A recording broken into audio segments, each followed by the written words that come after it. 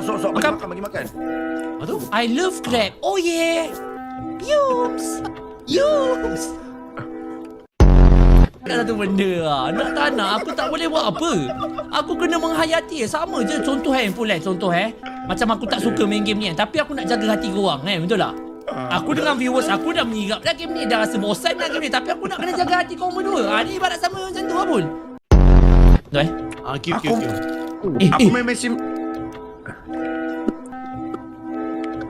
Dapat apa dah? Bodoh. Biasa senyap. Tak nak. Pun dah masuk dalam perut dia. Bodoh. Makan ni, okay. Motif ni game makan, jangan lapar, lepas tu main mesin, okay.